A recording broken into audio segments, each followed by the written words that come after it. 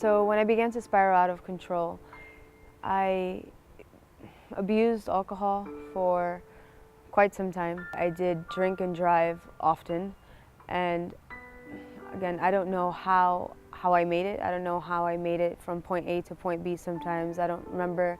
There were days when I woke up and I didn't know where I was. At one of my lowest points of abusing alcohol, I blacked out. I blacked out and I didn't know where I was.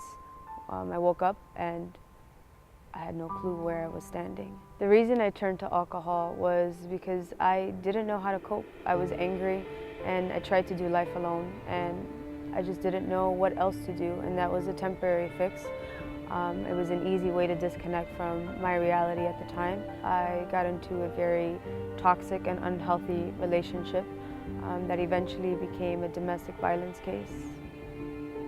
I've always struggled with anger, and when things began to spiral out of control and I didn't know how else to cope. At my lowest point, I realized that I couldn't control my anger and my rage anymore. And I knew that was it, that was the bottom.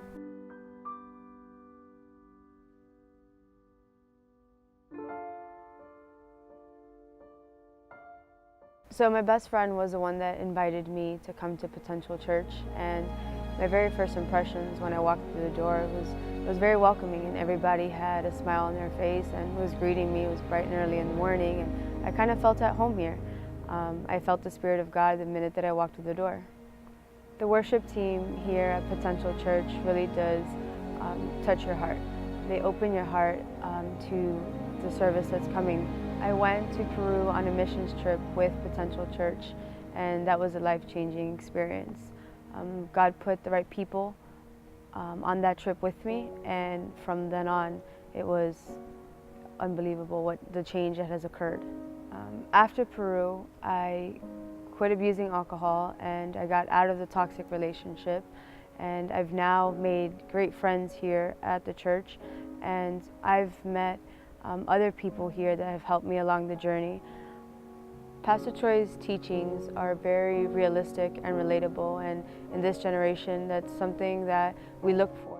You may be strong, but my God is stronger, and there is no way in the world that you're going to keep me from the promise that God has made to me.